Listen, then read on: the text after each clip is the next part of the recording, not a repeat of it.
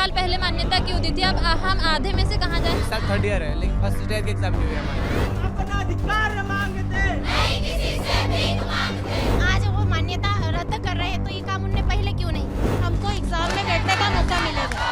जब छात्र बोला है, सियासत बोला है, जब अपना अधिकार मांगते, नहीं किसी से भीख मांगते। हम पर दोष लगाया जाता है कि एडमिशन लेने से पहले तुमने पूरी जांच पड़ताल करनी चाहिए थी। तो फिर जब ये जो भी नर्सिंग कॉलेज ओपन की गई तो इसको खोलने से पहले भी ये नर्सिंग काउंसिल ने अपनी जांच करनी चाहिए थी। आज वो मान्यता रद्द कर रहे हैं तो ये काम उनने पहले क्यों नहीं किया? एमपी स्टेट नर्सिंग काउंसिल के सामने केवल एक छात्रा नहीं बल्कि ऐसे हजारों नर्सिंग के स्टूडेंट्स के सवाल हैं जो पूछ रहे हैं कि कॉलेजों को मान्यता देने से पहले क्यों नहीं मापदंड देखे जाते हैं।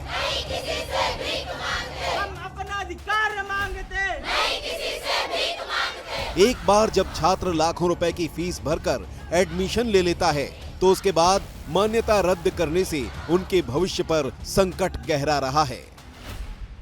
एमपीएमएसयू ने पहले मान्यता क्यों दी थी और नर्सिंग काउंसिलर ने 2 साल पहले मान्यता क्यों दी थी? अब हम आधे में से कहाँ जाएं? हमारी सरकार से ये मांग है कि हम आधे में क्या करें। हमारे माँ बाप हमको 4 साल से फीस दे रहे घर से, 1-1 लाख रुपए हमारी फीस है, उसके बाद हम क्या करें अब?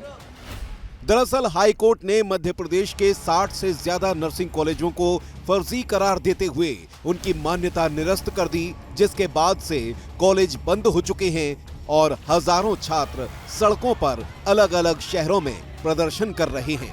छात्रों की मांग है कि उनके कॉलेज में बंद पड़े तालों को फिर से खोला जाए ताकि वो अपनी नर्सिंग की डिग्री पूरी कर सकें। ये है कि हमारी एग्जाम करवाई जाए। हमारी कॉलेज की मान्यता भले चली गई है लेकिन हमको एग्जाम में बैठने का मौका मिलेगा। छात्रों का कहना है कि वो फर्जी नर्सिंग कॉलेज और कोर्ट के फैसले के बाद बीच में फंस चुके हैं। कोर्ट और कॉलेज वालों का डिसीजन है, हमारा कोई डिसीजन नहीं है। हमारे फ्यूचर के साथ खिलवाड़ नहीं होना चाहिए। फीस भी भरे और सर बहुत मेहनत भी की है, 3 साल बर्बाद ऐसे ही गए हैं हमारे। आपको पता नहीं था कि इसकी मान्यता है ही नहीं और मान्यता है तो गलत नियमों से दी गई?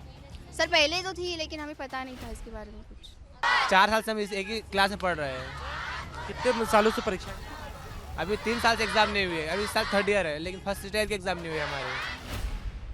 आपको बता दें कि मध्य प्रदेश के नर्सिंग कॉलेजों की मान्यता आखिर किन नियमों का पालन न करने के कारण रद्द की गई है।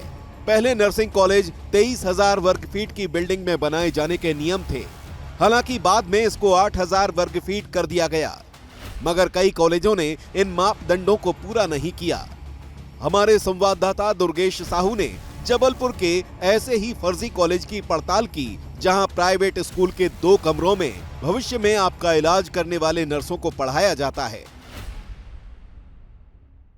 वास्तविकता में आखिरकार फर्जी नर्सिंग कॉलेज होते कैसे हैं, इसकी ग्राउंड रिपोर्ट तैयार करने के लिए हम पहुंचे हैं जबलपुर के एक इंस्टीट्यूट में जो एक निजी स्कूल की बिल्डिंग में संचालित हो रहा है, ऊपर के 2 फ्लोर पर। तो आइए मैं आपको ग्राउंड रिपोर्ट दिखाऊंगा कि किस तरीके से इंडियन नर्सिंग काउंसिल की जो मापदंड है और वर्तमान में जो इंस्टीट्यूट संचालित हो रहे हैं उनकी हकीकत क्या है और क्यों इन्हें फर्जी नर्सिंग इंस्टीट्यूट कहा गया है। इस समय एक प्रीति इंस्टीट्यूट ऑफ नर्सिंग कॉलेज में मौजूद हूँ और ये कॉलेज पहली एक बिल्डिंग के 2 फ्लोर पर चल रहा है। एक ये क्लासरूम आप यहाँ पर देख सकते हैं, एक क्लासरूम यहाँ पर देख सकते हैं।